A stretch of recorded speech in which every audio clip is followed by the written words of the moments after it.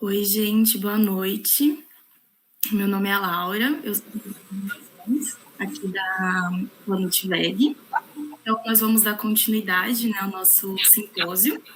Mas, antes de tudo, gostaria de lembrar vocês novamente que durante a palestra a gente vai ter o link, a gente vai enviar o link no chat para vocês conseguirem participar dos próximos sorteios que vão acontecer hoje. Então, fiquem de olho. A gente teve uma mudancinha aqui no nosso cronograma, na ordem dos palestrantes. Então, é com muito prazer que eu convido a nutricionista Ana Seregati, que vai ministrar a palestra com o tema sobre avaliação de exames laboratoriais durante a maternidade. A Ana é nutricionista pela Universidade de São Camilo, possui pós-graduação em nutrição clínica, especialização em avaliação nutricional metabólica, é docente do curso de pós-graduação em Nutrição e Medicina Vegetariana pela Plenitude Educação e é idealizadora do projeto de Educação Nutricional Popular Escola de Nutrição. Seja muito bem-vinda, Ana. Ficamos muito felizes em ter você aqui com a gente hoje. Agradecemos muito pela sua presença e agora a palavra é toda sua. Pode ficar à vontade. Obrigada, Laura. Obrigada a todos pelo convite. Parabéns pela iniciativa de vocês, o terceiro ano, né? Muito legal essa iniciativa. Então, no fim, deu tudo certo, né? Invertemos a ordem dos palestrantes e eu acho que o meu bom karma foi cair logo depois do Eric. Olha só, a gente espera o professor falar na frente e abrir caminho para a gente poder contribuir um pouquinho. Então, muita coisa da minha prática clínica hoje eu aprendi com o Eric, acompanho o Eric faz muitos anos mesmo. Ele é o meu mentor, né? Eu considero bastante. E hoje eu vou dividir com vocês uma parte do meu trabalho que é justamente sobre a nutrição materno-infantil, que é algo que assim vem crescendo muito no meu consultório, né? Eu faço nutrição vegetariana faz muitos anos, mas a nutrição materno-infantil chegou até pertinho de mim, deu uma colada e agora estou fazendo isso bastante. Então vamos lá, eu vou compartilhar minha tela aqui com vocês. Laura, você me ajuda se tiver com algum problema aí. Share, é isso aqui? Share screen. Então vamos lá. Essa aqui.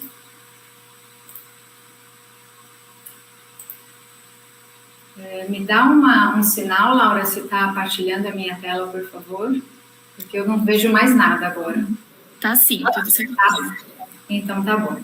Então, nós vamos falar um pouquinho hoje, né, não só sobre exames laboratoriais, eu até conversei com a Laura hoje no meio da tarde, para a gente ampliar um pouquinho, lógico, o tema são exames laboratoriais, mas a gente tem que falar um pouquinho sobre a nossa avaliação nutricional mesmo, que pega os exames laboratoriais e a conduta que a gente segue com isso, como é que a gente faz a suplementação, então como é que a gente vai conduzir essa mamãe e essa lactante. Então eu vou focar na gestação, mas eu vou dar uma pincelada também na lactação, tá? Ana, só um pouquinho.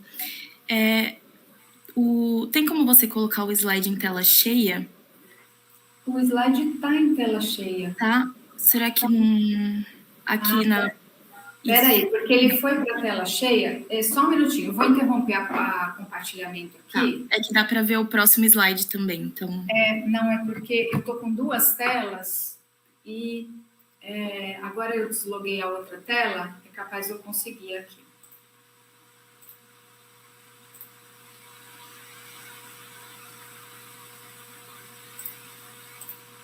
Agora vai. Sim? Isso, perfeito. Muito obrigada, viu? Desculpa. Não tem problema, é que eu estava com duas telas aqui e aí ele estava compartilhando a minha segunda tela. Então, vamos lá, gente. Vamos falar desse período maravilhoso que é a gestação. E eu queria trazer um conceito bem legal, assim, conceitos que, assim, dentro da área materno-infantil a gente fala muito, que é essa programação materno-fetal e os 1000 dias de vida. A gente até fala de 1090 dias, né? Esses 1000, pegando nesse conceito de baixo, dos 1000 dias aí, são os 9 meses de gestação, então os 270 dias da gestação e mais os 2 primeiros anos de vida. E hoje já se fala dos 3 primeiros dos meses anteriores à fecundação.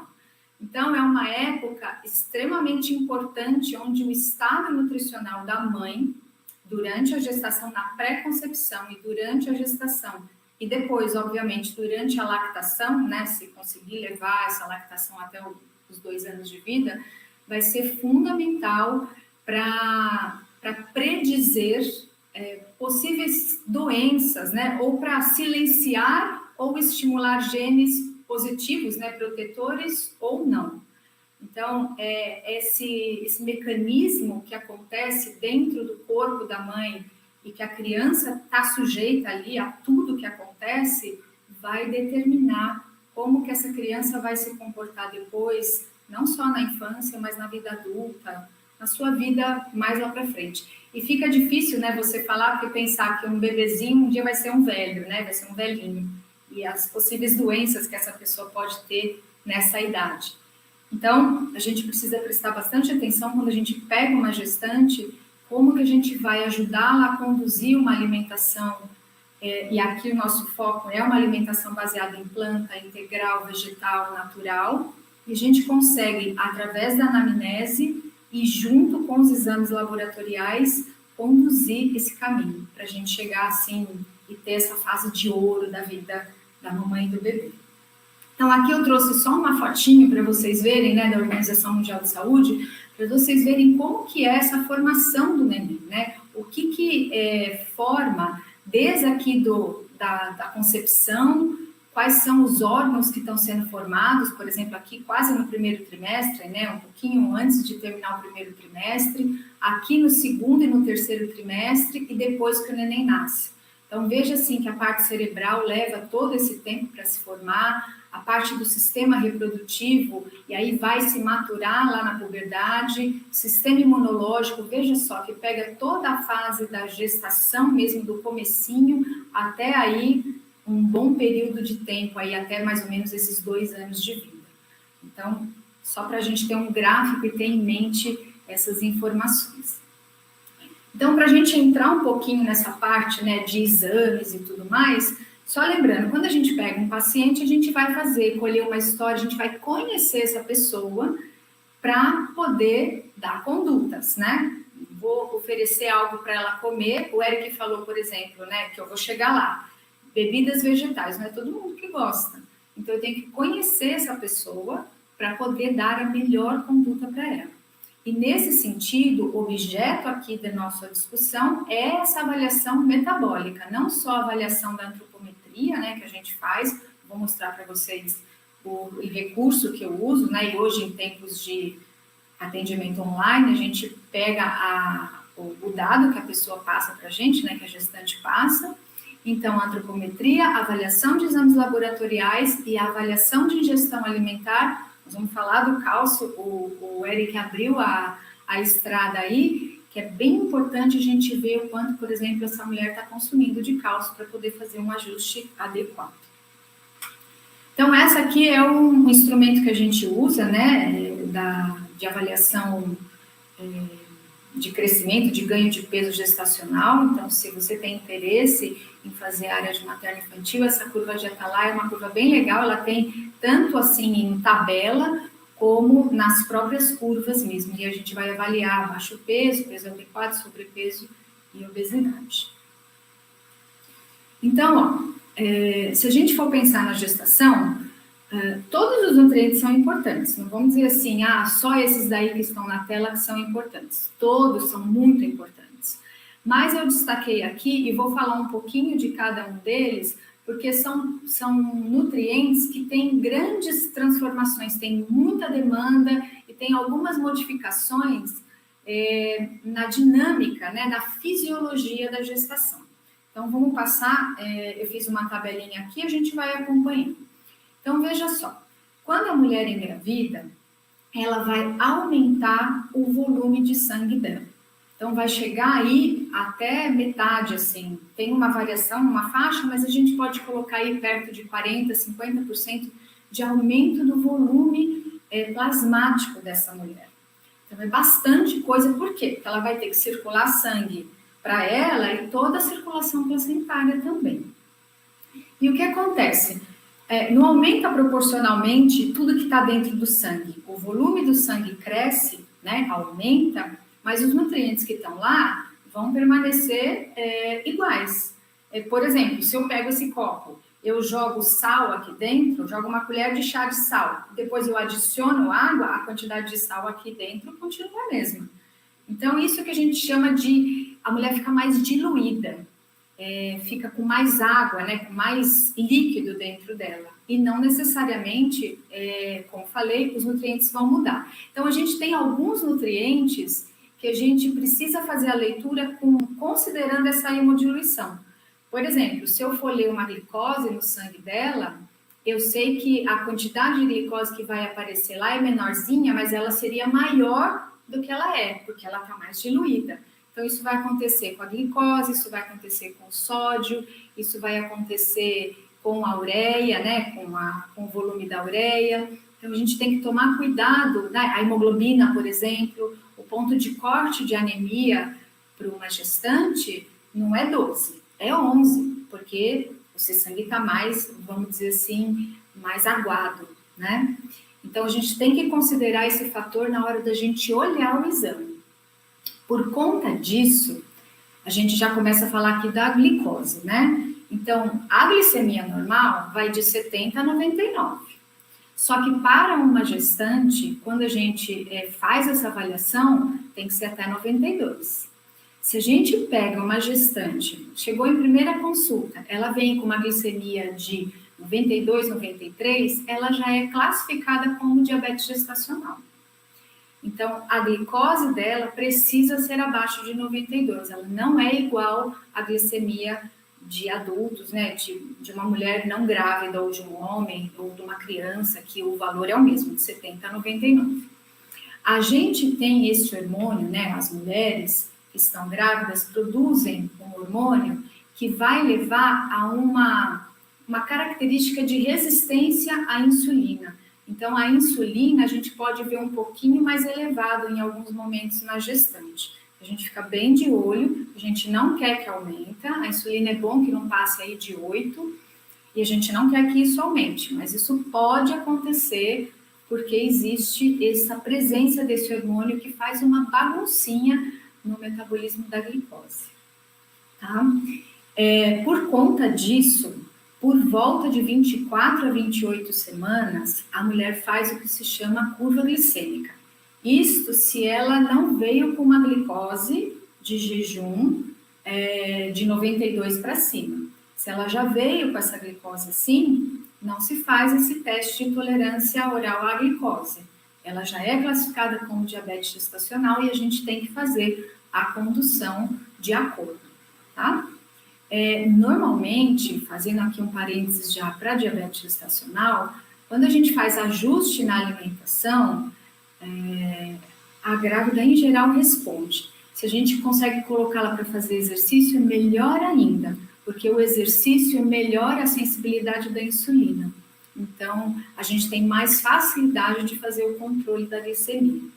E no finalzinho, eu separei alguns casos para vocês verem, né? Mostrar a tabela para ver a evolução de exames de algumas pacientes. E uma delas teve diabetes gestacional. Só que ela teve diabetes gestacional porque quando eu fiz a primeira consulta com ela comia muito alimento industrializado, muita bolacha recheada, pão francês, Yakult, chocolate. E aí ela entrou já no diabetes gestacional, nem foi por curva glicêmica, foi pela glicemia de jejum.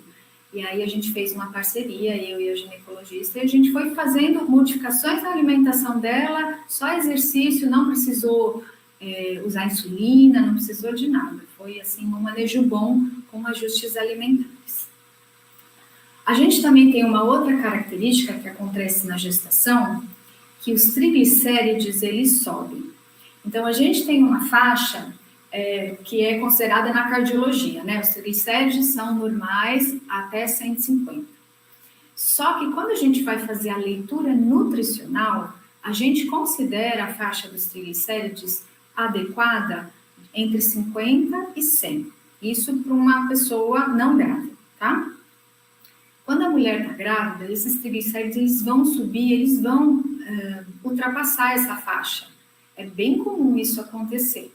Se ela já começou com triglicérides mais alto, ela tende a aumentar um pouco mais. Se ela começou com triglicérides mais adequados, assim, uma pessoa que tá com peso adequado, faz um pouco de atividade física, não é aquela atividade física super intensa, tem um triglicérides ali de 60, 70, é super bacana, é bem equilibrado, indica uma ingestão de carboidratos adequada, porque essa é a leitura que os triglicérides dão pra gente, né, a ingestão total de carboidratos. Quando a gente fala isso para o paciente fala, mas eu não como pizza, não como pão, não como macarrão, não como... que associa, né, distorcidamente a palavra carboidrato. Mas para nós aqui, a gente considera o total de carboidratos, tá? Então, o triglicérides vai dar esse total de carboidratos. E na gestação, isso aí pode subir, pode chegar lá a 180, 200, 240, ficar até essa faixa aí, a gente pode até, assim, considerar que tá ok, mas sempre olhando a ingestão da quantidade de carboidrato que ela está fazendo, porque também a gente não quer cutucar e ter uma glicose mais alta para não chegar perto de um diabetes gestacional, tá? Então, essa é a parte da glicose, que tem essas alterações. É bem importante a gente saber fazer essa leitura para ajudar a mulher nesse controle, porque a gestação bagunça mesmo todo o controle glicêmico. Tá? A grávida é uma resistente à insulina por natureza, por conceito, tá? Por causa dos hormônios que estão circulando ali. Um outro elemento que o Eric assim fez um mega master blaster resumo aí maravilhoso é assim: o ferro, se a gente pode colocar 2 nutrientes que aumentam muito a demanda, é ferro e proteína.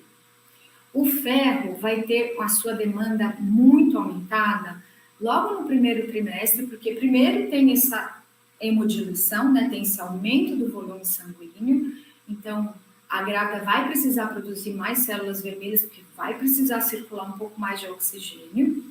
Então, está crescendo o tecido da mãe, mas está crescendo o tecido do feto, da placenta, de todas as estruturas ali da gestação. Então, aumenta muito a demanda de ferro. E no finalzinho, no terceiro trimestre, este bebezinho vai encorpar.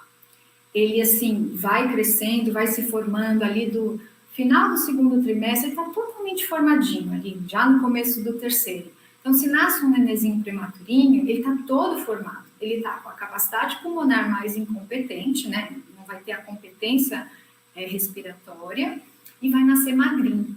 Porque é nesse final da gestação que ele vai ganhar corpo mesmo. E na formação do tecido muscular demanda, então, mais um tantão de ferro.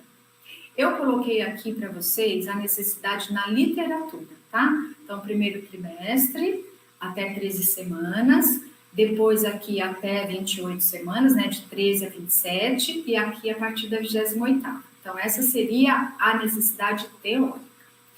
A DRI para gestante é de 27 miligramas. Isso aí, gente, não adianta dar 27 miligramas de ferro para gestante. Alguns suplementos têm ali 14, alguns chegam com 27, 30 miligramas, mas na prática a gente vê que a necessidade é muito alta. E a gente precisa considerar como que essa grávida começou a gestação. Como é que ela estava de hemoglobina? Ela estava bem? Ela estava sem anemia? Não estava com uma hemoglobina acima de 12?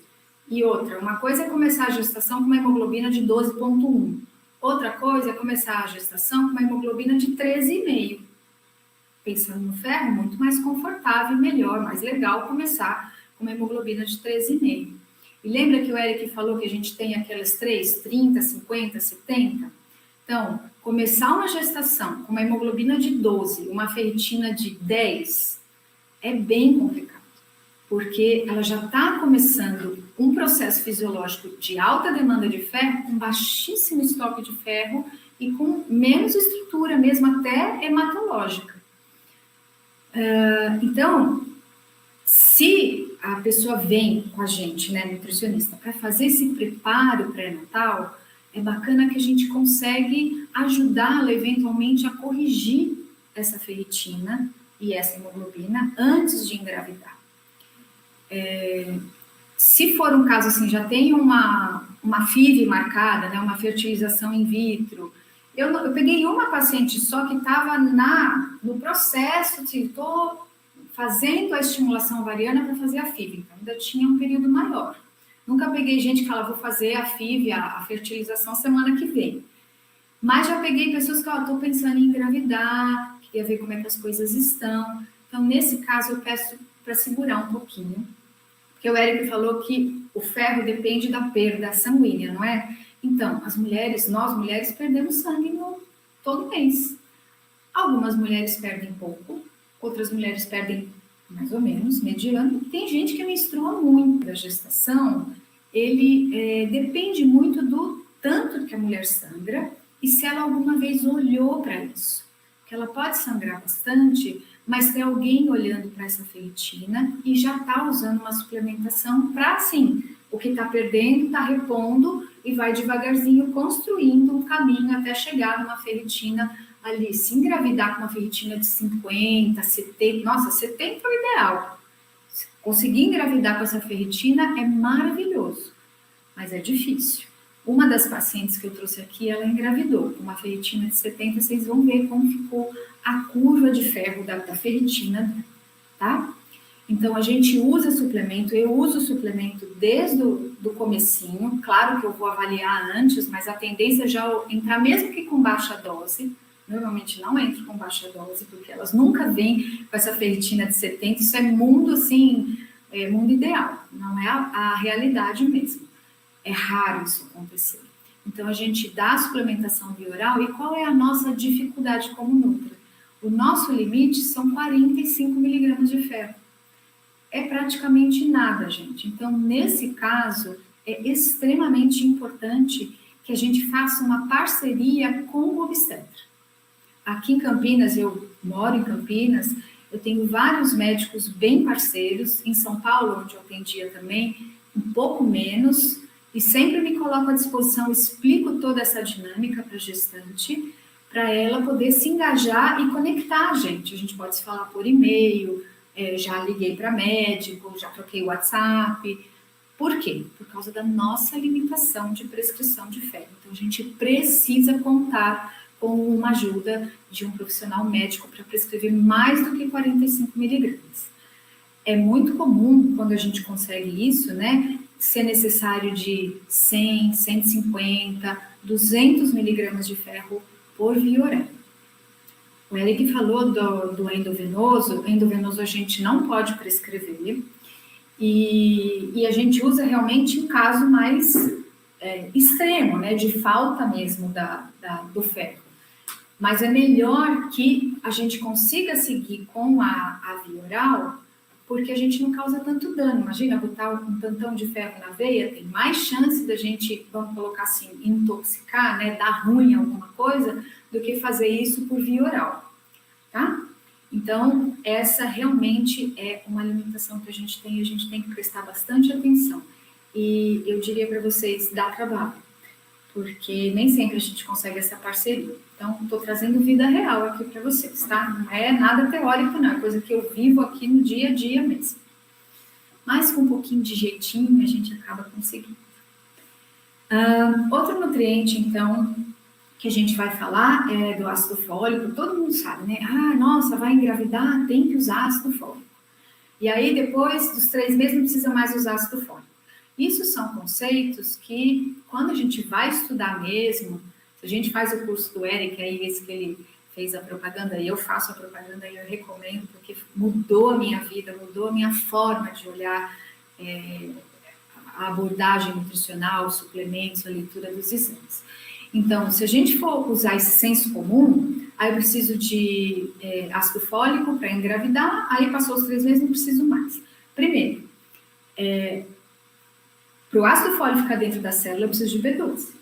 Então, não adianta só eu olhar o ácido fólico, e não adianta só dar ácido fólico.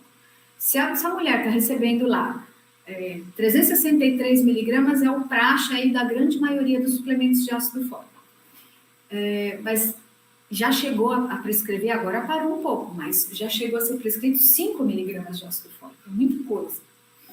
E aí saiu notícia aí de que dá autismo, aumenta essas questões todas com a criança, então parou-se de prescrever essas doses tão altas. Ainda vejo, bem mais raro. Mas aí vem com a prescrição do ácido fólico, eu peço o exame e vejo lá uma B12 de 200. Esse ácido fólico não está tendo essa função extremamente importante, que é a formação de todo o fechamento do tubo neural. Mas ela não faz isso sozinha. Esse fechamento precisa do ácido fólico, mas o ácido fólico precisa da B12. E aí, como o Eric falou, existem algumas mulheres, algumas pessoas, né, que têm a mutação dessa enzima metileno tetraído folato redutase, que é a enzima que vai converter, então, o ácido fólico em metilfolato, que é a forma ativa, que é a forma que vai agir. Então, hoje em dia, o que a gente vê? Os suplementos estão todos de metilfolato. Dá para a gente usar ácido fólico, porque da mesma maneira que o Eric falou que a B12 da ciano para metil, a gente percebe uma diferença de estabilidade, e eu, assim, prescrevo bastante B12 faz muitos anos, eu faço prescrição nutricional aí desde 2008, quando eu comecei a trabalhar com vegetarianismo e focar mais nisso, e já prescrevi a ciano, a metil, e eu percebi a mesma coisa que o Eric, trocando com o Eric também. Você dá a metil, aquilo parece que não sobe, você muda para a ciano, ela sobe um pouquinho melhor, justamente por causa dessa manipulação. Mas também não é nada assim que na minha prática, que tenho bem menos experiência que ele, né, bem menos número de pacientes que ele, que seja algo assim que mudou. Mas é importante, da mesma forma da B12, olhar a forma do ácido fólico e do metilfolato, porque o metilfolato é mais instável também na manipulação. Então, se a gente vê que está lá com o ácido fólico muito baixinho, talvez uma tentativa seja dar o ácido fólico ou fazer a mistura dos dois, dá um pouco de metilfolato, dá um pouco de ácido fólico, e se aquilo subiu bem, a gente pode dar só o ácido fólico ou seguir com o metilfolato, depende. Normalmente eu faço prescrição para 2 meses, eu vejo a gestante a cada 2 meses, em geral, né, uma gestante rígida que está indo bem, com exames. Já combino isso com o obstetra, para que ela não fique tirando sangue para fazer os exames nutricionais e os exames obstétricos também, né? Então, dá para usar metilfolato tranquilamente, porque a manipulação é por um período curto. Mas eu fico de olho e, às vezes, misturo as duas coisas, tá? Então, já pulando para o parzinho do ácido fólico, que é a vitamina B12, a gente, então, tem que olhar para esse nível, 490, então, é nosso ponto de corte. Na prática, eu vejo, pensando em mim, né, porque eu olho muito das coisas que aconteceram comigo, e quando eu tive filho, há 30 anos, nem pensei nisso, nem tinha esse conhecimento. Mas depois que eu comecei a usar a vitamina B12, eu passei a observar em mim como que esses níveis também vão variando de acordo com o meu nível sanguíneo, como é que eu fico da parte cognitiva, que é o que é primeiro que a gente percebe, né? Alteração de memória, de foco, do paciente está falando, você está anotando, você fala, pera um pouquinho que eu tenho que anotar, essa agilidade cognitiva. Então, da mesma forma, tem esse ponto de corte de 490, mas eu gosto de deixar um pouquinho mais alto também. Na gestação é mais difícil de pedir para a mulher perceber um pouco essa questão da cognição, porque a gente fica muito diferente na gestação, por causa dos hormônios, a gente fica, enfim, fica bem diferente. Então não dá para perceber, mas às vezes é uma mulher que eu já estou acompanhando antes da gestação, e ela percebe qual é aquele nível de B12, eu acho que fico melhor assim, eu parei de tomar, fiquei um tempinho sem tomar, minha B12 caiu um pouquinho, não fiquei bem. Então, eu deixo alta também ali por 800, 900, e acontece um fenômeno bem interessante com a B12 durante a gestação, que vocês vão ver nas planilhas ali. De uma determinada fase da gestação, a mulher começa lá com 600, com 700. Na metade ali da gestação, ela começa a cair. Então, uma forma que eu uso é monitorar esses níveis de homocisteína. Então, a homocisteína ela vai subir, como o Eric falou na aula anterior, quando a gente tem falta de B12, de ácido fólico, de vitamina B6. Então, não é só a B12, né? Então, eu coloquei a homocisteína aqui na caixinha da B12, mas ela está correlacionada também com o ácido fólico. Então, é um exame que eu peço. Eu peço o ácido fólico, eu peço a vitamina B12 e eu peço a homocisteína. Às vezes ela cai pouquinho, então eu nem mexo na dose. Às vezes, se cair demais, eu aumento um pouquinho e, felizmente, nosso limite de prescrição caiu, né? Porque a gente estava limitado a 1.000 microgramas, hoje a gente não está mais limitado ao nível de B12, então está mais fácil, se a gente precisa de 1.200, de 1.500, de 2.000 microgramas para cada pessoa. E uma coisa importante em relação à homocisteína, ela é um marcador inflamatório. Então, se essa homocisteína está elevada, seja por falta de B12, de ácido fólico, de B6, ou pela outra via da betaína, a homocisteína ela vai fazer lesões no endotélio. E se você tem essas lesões nos vasinhos, a gente tem mais dificuldade daquela nutrição mais fininha ali, mais capilar mesmo. Então, a homocisteína tem que ficar baixa. A gente tem que dar um jeitinho dessa homocisteína ficar ali, não passar de 8, tá? Um outro nutriente que, de uns tempos para cá, vem falando, que é o DHA, né? O ômega 3, a gente já sabe que é bem importante. Na dieta vegetariana a gente obtém de chia, de linhaça, não temos problema nenhum em obter ômega 3 no reino vegetal.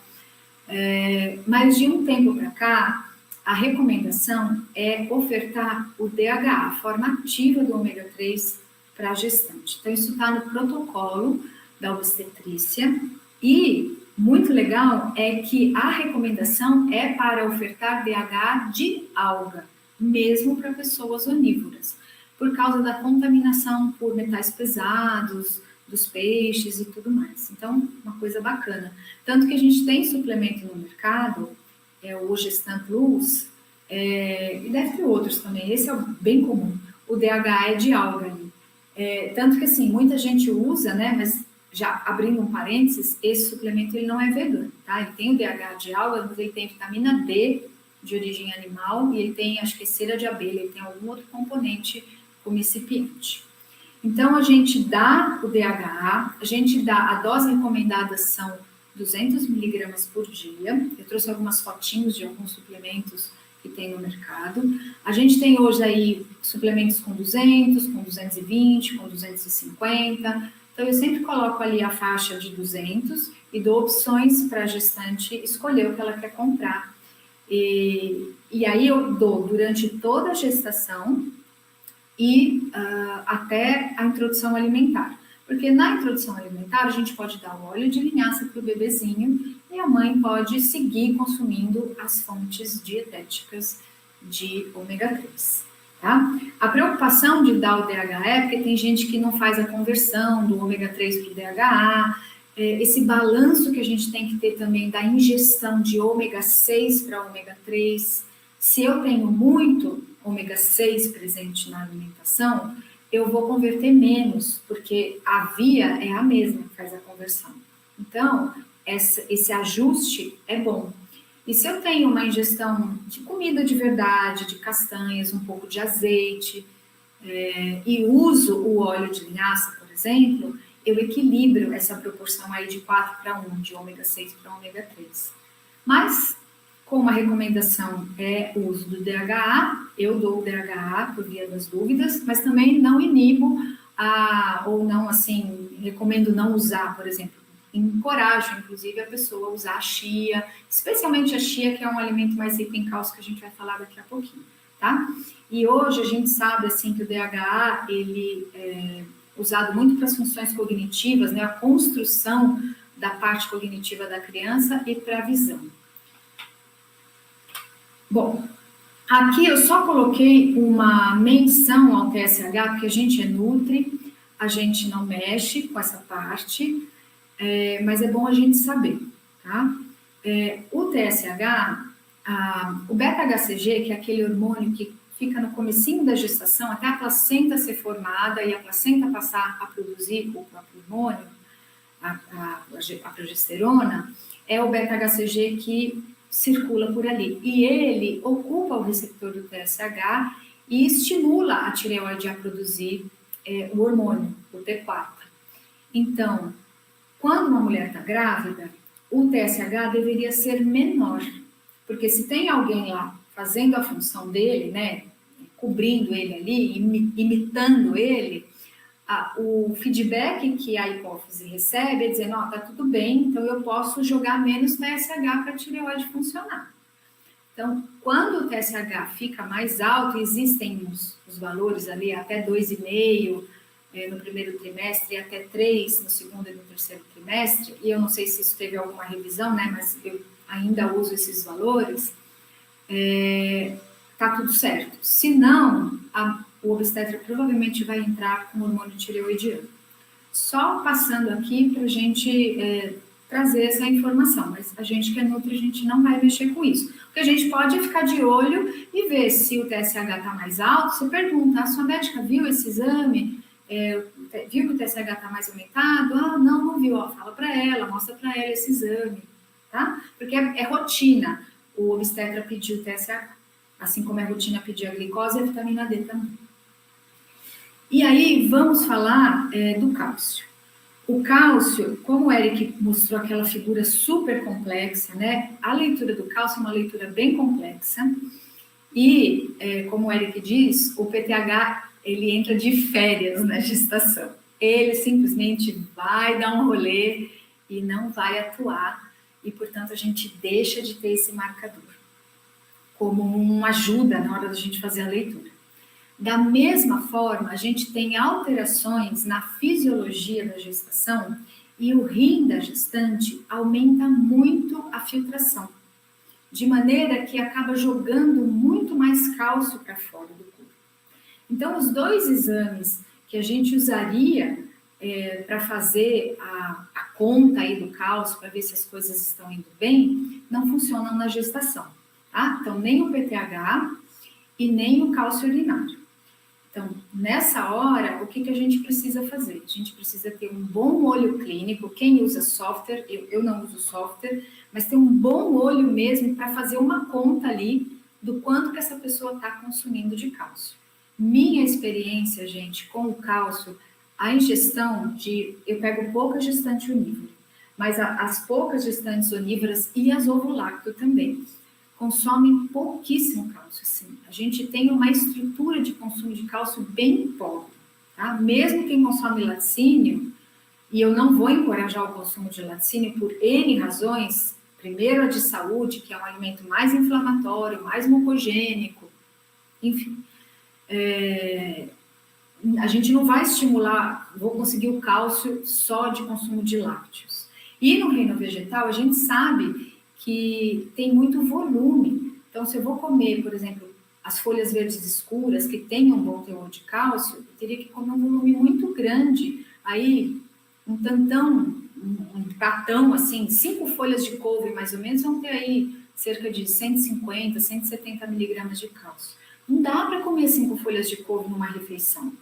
Mesmo se você refogar, que seria o ideal a gente fazer a refoga, porque ela dá diminui de volume, ainda assim é bastante, considerando que o estômago da grávida lá está todo comprimido, todo apertado, e quanto mais a gestação vai evoluindo, mais essa víscera vai ficando apertadinha, ela vai tendo mais azia, então é complicado a gente trabalhar com só a parte alimentar, mas é importante fazer essa avaliação. Quanto que está usando de folhas verdes escuras, de gergelim, de tofu. O tofu aqui a gente tem algumas variações, tem tofu coagulado com sulfato de cálcio, que tem 2 marcas orgânicas, a Samurai Tofu e a Ecobra, são coaguladas com sulfato de cálcio, então elas têm quase 200 miligramas em 100 gramas, mas tem uma outra marca que é do Sítio Boa Esperança, que não é coagulada, então ela tem 80 miligramas em 100 gramas. Então, mas de qualquer forma é importante ver se ela consome tofu. A chia, que apesar de ser fonte super mega de ômega 3, uma colher de sopa de chia tem cerca de 60 miligramas de cálcio. Então, se eu uso 2 colheres de chia por dia, você já consegue aí 120 miligramas de cálcio. Então, a gente tem que fazer essa conta. Por quê? Porque a gente não vai conseguir os marcadores para fazer a leitura do cálcio e a gente, em geral, vai ter que contar com suplementação. O que acontece na fisiologia da gestação também é que existe aumento dessa forma ativa da vitamina D, justamente para, já que está perdendo muito, já que o rim está jogando para fora, o organismo faz uma compensação e aumenta a absorção de cálcio pelo intestino. Por isso que fica mais ativa essa forma que vai lá no intestino e faz o intestino capturar a maior quantidade de cálcio. Mas, gente, se não tem cálcio ali, como é que ele vai capturar? Então, tem que ter uma dieta boa em cálcio, tá? E a gente sabe que quando tem deficiência de cálcio, aumenta o risco da mulher ter pressão alta, né, a pré-eclâmpsia. O protocolo da pré-eclâmpsia prevê a utilização de suplemento de cálcio. Então, mais um fator para a gente usar a conta, né, chegar na DRI. Então, coloquei aqui, buscar a ingestão de DRI, eu vou mostrar para vocês, acho que eu vou mostrar até agora. Eu coloquei aqui a última DRI de 2011, veja só, gestantes e lactantes têm o mesmo volume de cálcio que mulheres na idade de 19 a 50 anos, porque aqui as faixas são outras. Então, não aumenta a necessidade de cálcio, aumenta a dinâmica do cálcio no corpo da gestante, tá? Então, a gente buscar atingir pelo menos 1.000 miligramas e eu acabo dando pelo menos 500 miligramas de cálcio. Eu trouxe algumas opções para vocês verem que tem no mercado, porque facilita muito. Já vou chegar lá porque fica mais fácil, tá? Em relação ao cálcio, o cálcio é um elemento, aqui a gente falou tudo da gestação, né? E eu botei a lactação, por quê? Porque na lactação a mulher não sangra, né? A gente espera que a mulher, enquanto esteja amamentando, o mais comum é ela não menstruar, então ela não tem perda de sangue, tem perda de ferro, por exemplo, e não está mais doando tanto ferro para fazer os tecidos todos, o volume sanguíneo já diminuiu, então o ferro não é um problema, não é uma questão, vamos colocar. A teor de proteína também não é uma questão que eu já vou falar daqui a pouquinho, que aumenta muito a demanda, né? Eu acho que eu não falei, né? Eu passei a proteína, eu não coloquei aqui, eu já falo já. Qual é o nutriente que vai ficar mais vulnerável? É o cálcio. E existe na fisiologia da lactação uma perda óssea significativa por mês. Para vocês terem uma ideia, essa taxa aqui é o que a gente perde na menopausa por ano. Imagine uma mulher na menopausa perdendo de 1 a 3% da sua massa óssea por ano, a lactante vai fazer isso mais ou menos por mês. Então, a perda óssea é muito grande na lactação e a gente precisa ficar muito de olho. A minha conduta, na última consulta, né, antes do parto, eu vou orientar como é que vai ser a alimentação durante o parto, porque eu tenho, assim, um bom karma meu, de pegar muita grávida de parto humanizado, ou que vai ter neném em casa, ou que vai ter neném realmente numa linha bem humanizada. Então, eu oriento como é que é a alimentação durante o parto, e vou deixar as suplementações mais ou menos organizadas para esse, no período do puerpério, aí, uns 40 dias, 60 dias, porque dificilmente ela vai vir na consulta com a nutricionista nesse período. Não vai, gente, porque é um aprendizado enorme, elas ficam completamente, elas não, né, nós, porque eu já fiquei também, completamente fora da casinha. Então, eu já oriento como é que vai ser a suplementação de cálcio pós-parto, já procuro dar até uma dose um pouquinho maior, e aí uns 40 dias depois do parto, eu peço para que ela faça um cálcio urinário, que aí ele vai funcionar, e faço o ajuste. Tanto o ajuste da alimentação, que em geral eu vejo uma bagunça alimentar enorme, porque a mãe não sabe se dorme, se dá de mamar, se cuida do nenê, se toma banho, enfim, todas essas questões de acomodação, né, de ajuste mesmo quando chega um nenezinho, ainda mais no primeiro filho. tá bom? E eu não coloquei aqui as proteínas, então a gente tem uma demanda grande. A literatura diz assim, que a gente considera 0,8 a 1 grama por quilo de peso. Então, vamos fazer conta de padeiro. 1 grama por quilo de peso, a mulher engravidou lá com seus 50 quilos. Fazer tudo conta facinho. Então, precisa de 50 gramas de proteína. No primeiro trimestre, a literatura diz que é 50 mais 1 grama adicional. No segundo trimestre, 50, vamos manter os 50, faz de conta que ela não ganhou peso, tá? Só para facilitar a conta. 50 mais 9 gramas. E no terceiro trimestre, 50 mais 30 gramas. Perdão, 25. Na prática, o que eu vejo é que a ureia, que é o marcador de ingestão proteica, quando a pessoa tem um rim normal, eu posso usar a ureia como um marcador de ingestão de proteínas, de quantidade de proteína que essa pessoa está comendo. E normalmente a gente considera uma ureia aí de 10 a 30, de 20, 25, aí um lugar bem bacana da gente ficar, se também não é uma pessoa que faz uma atividade física, enfim, se fizer uma atividade física super intensa, a ureia vai abaixar e a gente vai ter que ajustar. Só que acontece que, por causa da hemodiluição, lembra que o sangue fica mais aguado? A ureia, ela parece menorzinha. Então, se a gente considera aí uns 20, bacana, se chegar com 15, se ela chega com 15, eu imagino que ela esteja com 18, por aí, tá? Se ela chegar com 12, ela pode estar com 15, mais ou menos, tá, gente? Não é assim, esses números que eu estou dando não é com precisão. Então, eu preciso organizar a ingestão de alimentos fonte de proteína. Aí, eu trouxe aqui um slide para falar o seguinte. Às vezes, só a alimentação, eu coloquei aqui as leguminosas, mas, gente, não é só a leguminosa que tem proteína, né? Eu só ilustrei aqui. Os cereais também contribuem com teor proteico bastante interessante e as oleaginosas também, só que se eu calibrar na oleaginosa, eu extrapolo na gordura.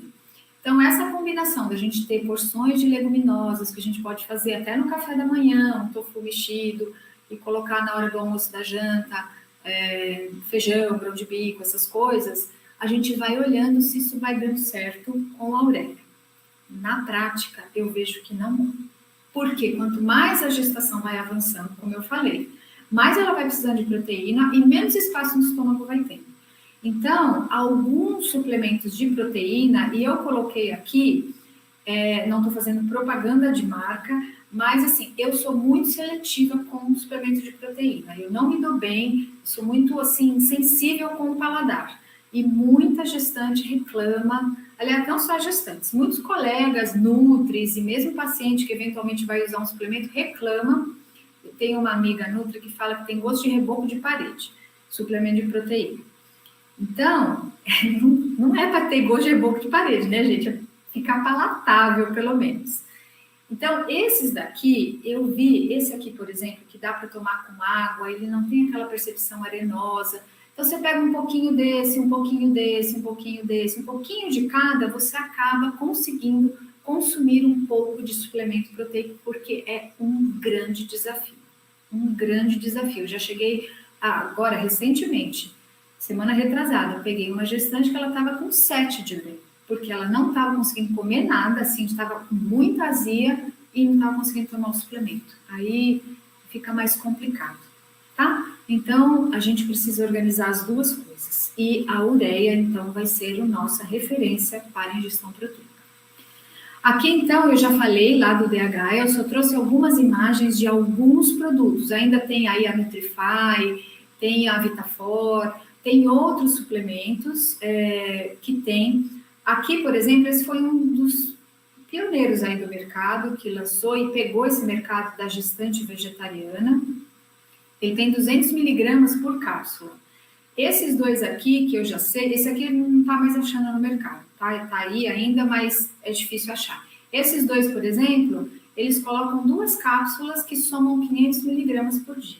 Então, não precisa de tudo isso. Dá para tomar menos, dá para tomar uma só.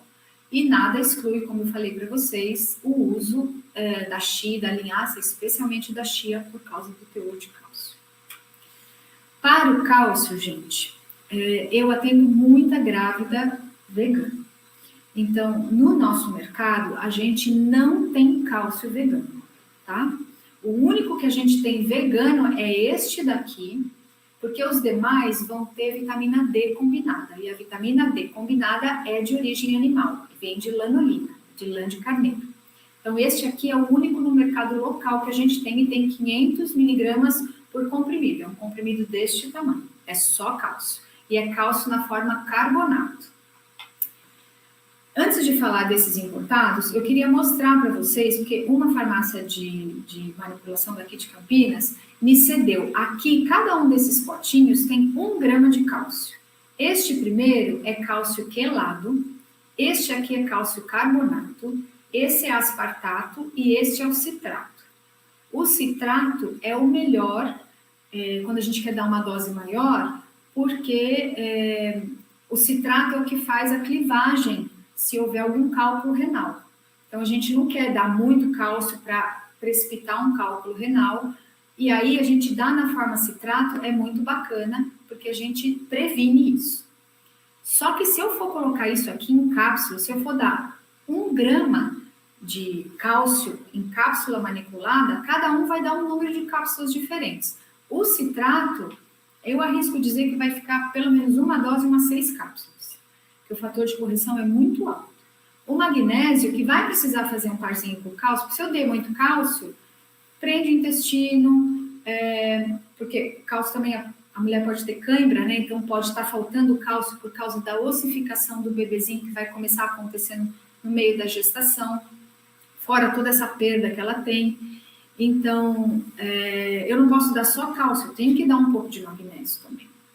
E aí o magnésio também tem um fator de correção alto. Se eu for manipular só cálcio com magnésio, a mulher vai tomar 10, 12 cápsulas só de suplemento de cálcio com magnésio. Então, gente, é um desafio, tá? Eu já tentei fazer na forma de shake, na forma diluído, algumas mulheres não gostam.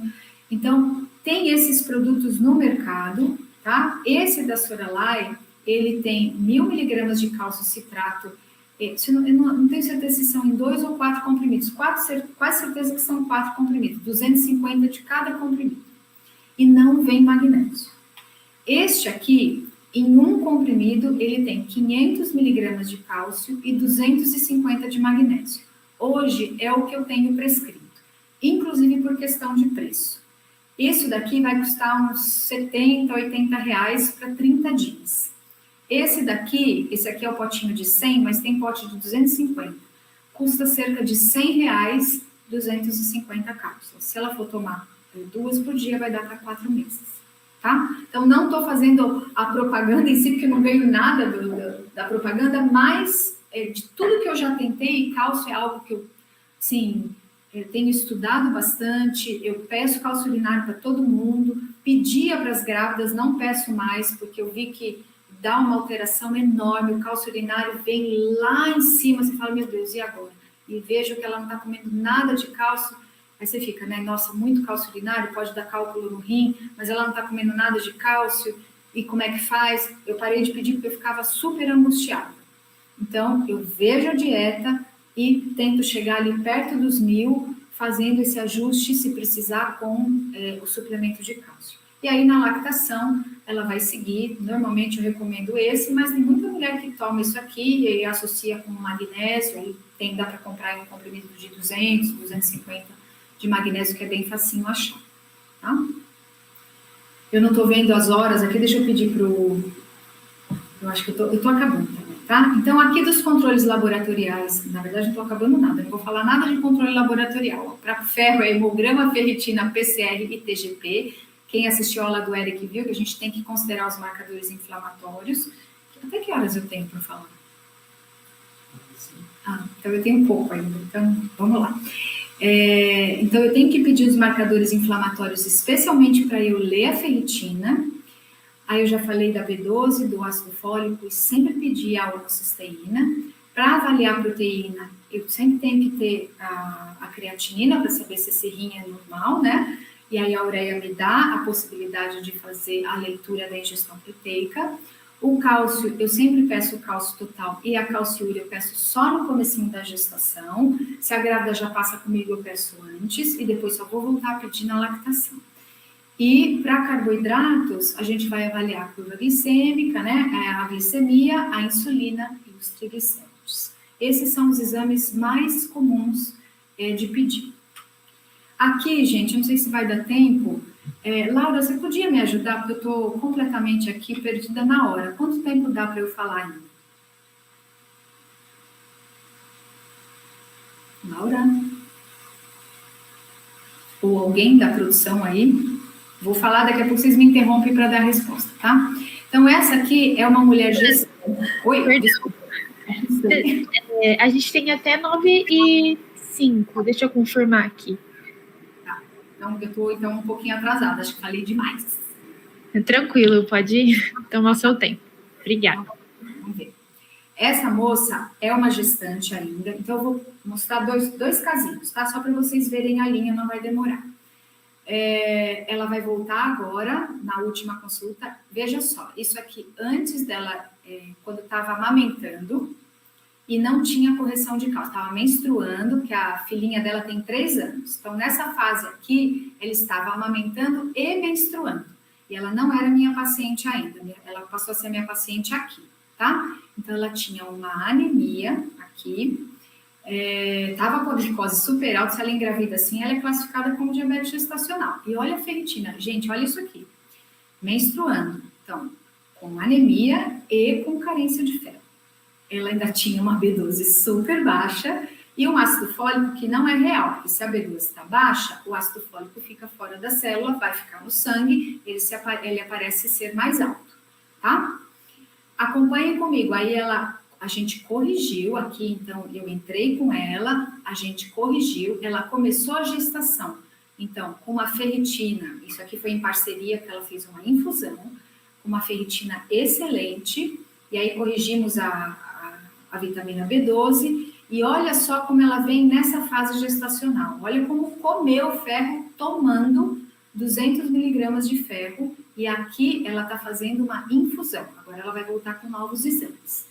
Tá? Por quê? Olha como caiu, olha a ferritina dela como começou, como estava agora em abril, e agora vamos ver com a infusão como vai ficar, tá?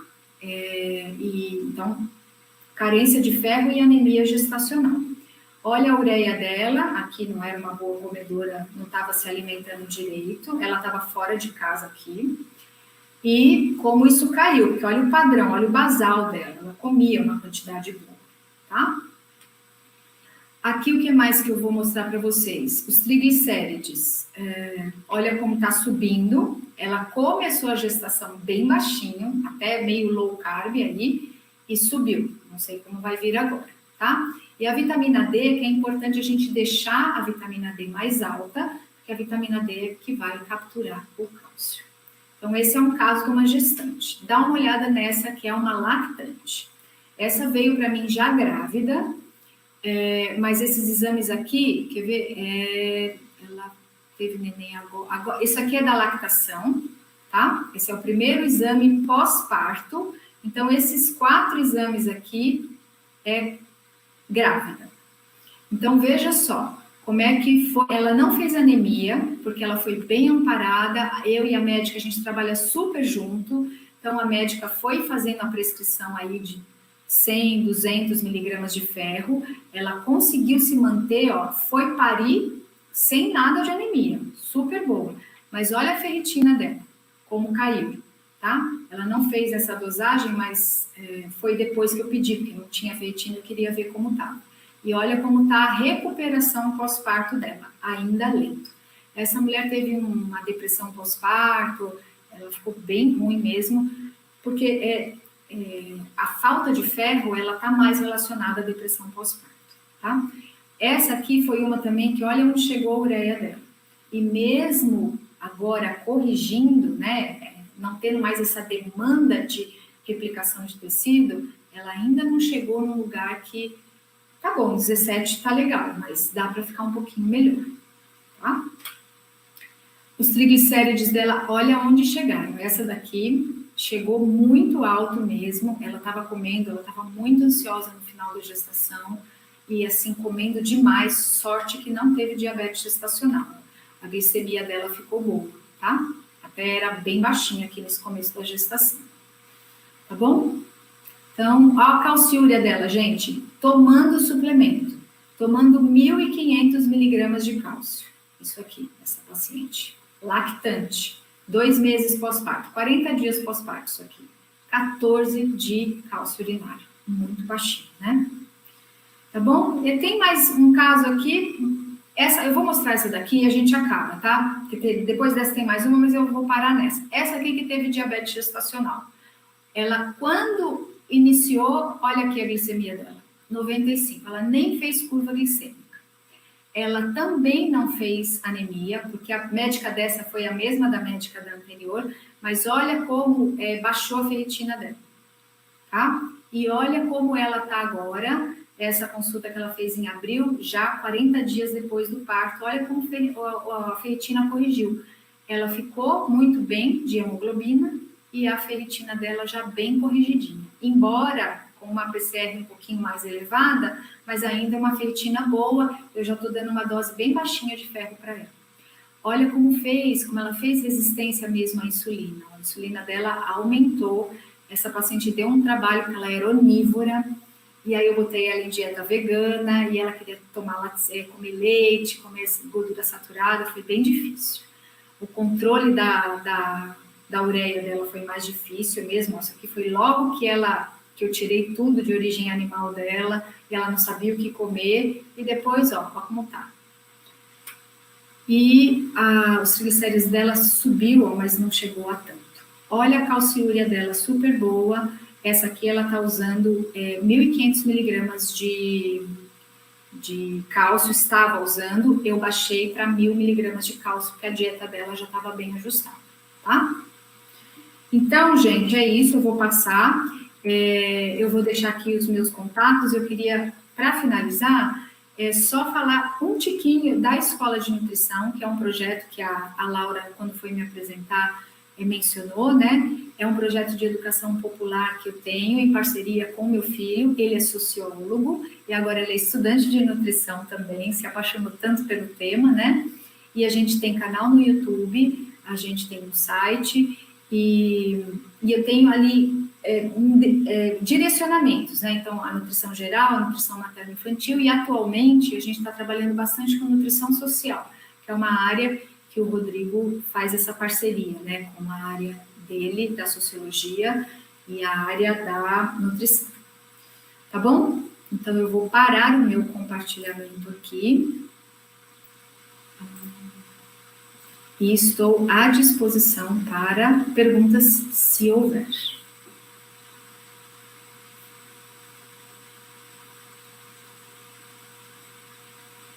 Amiga, você está falando porque eu não estou te ouvindo. Agora você botou mudo. Não tá. Não tá, seu som não tá saindo. Mas tudo bem, eu vou substituir você aqui, amiga, na missão. Ana, obrigada pela palestra, foi incrível. Se eu pudesse, ficaria bem mais tempo. Obrigada também por ter... Menina, falei demais, não dei conta disso. Achei que não tinha assunto, né? Mas vamos lá. Foi maravilhoso. A gente tem uma perguntinha aqui da Ana Lívia, né? Ela pergunta quais são os exames viáveis para o cálculo de cálcio em gestantes, levando em conta todas as alterações em específico dessa fase, né? Tá. Então, a minha xará, Ana, a gente não tem exame fidedigno de cálcio, tá? Porque o PTH, ele não vai ter ação, ele é um PTH que ele é substituído por um outro PTH, o PTH-RP. Daria para fazer a dosagem dele, mas não é viável. Plano de saúde, imagina, a gente já tem uma dificuldade gigantesca de pedir exames. Imagina eu pedir PTH-RP, imagina, não tem como. Então, exame laboratorial, não tem o que fazer. A gente monitora o cálcio total, sabendo que ele vai variar com a albumina, né? Porque por causa da hemodiluição, a albumina tende a cair, ela fica mais baixinha e ela que carrega o cálcio, então o cálcio se mostra um pouco mais baixo. Mas o cálcio total, ele vai acabar ainda ficando dentro da faixa, mas o cálcio total não diz o quanto a gente está consumindo. Então, é olhar mesmo a ingestão, é na anamnese, você bater o olho e fazer um cálculo ali. Quanto você está comendo de couve? Quanto você come, mais ou menos? A chia, quantas colheres? Está comendo gergelim? Leite vegetal, que é algo que eu acabei não falando. Mas é bem importante que a gente coloque essas fontes vegetais de cálcio na alimentação dela e faça o cálculo no olho mesmo. Perfeito. Vamos ver se mais alguém tem alguma dúvida. Acho que não. Obrigada, Ana. Obrigada pelo planejamento aí de última hora, por ter conseguido ajudar a gente. Fica aí para uma próxima, quem sabe. Foram palavras muito enriquecedoras. Tenho certeza que todo mundo gostou bastante. Muito obrigada, viu? Obrigada a vocês. Obrigada mesmo, gente. Boa noite para todos, tá? Boa noite. Pessoal, então a gente já enviou os formulários aqui, né? Aqui, então a gente vai fazer esse sorteio desse super kit da Bio2. Espero que vocês sejam ansiosos, porque eu estou. Vamos ver. Eu vou compartilhar aqui a minha tela. Esse não é o da Bio2, amiga. Espera aí que eu vou compartilhar um minutinho, gente.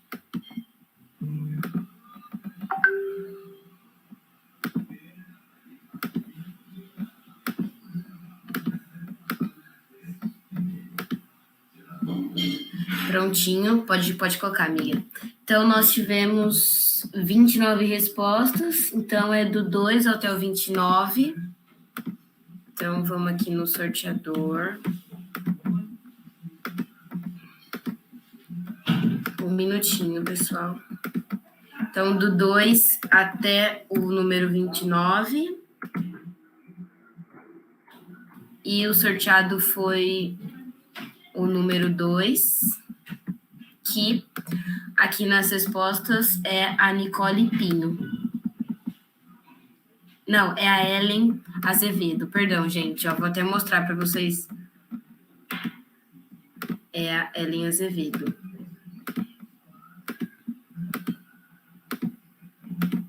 Tá? Parabéns, Ellen. Tá aqui, ó.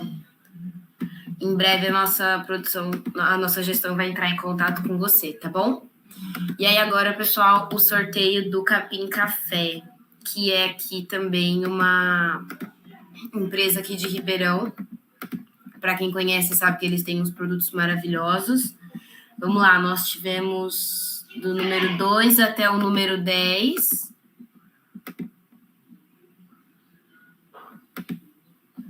Vamos ver aqui vamos no sorteador de novo. Do número 2 até o número 10.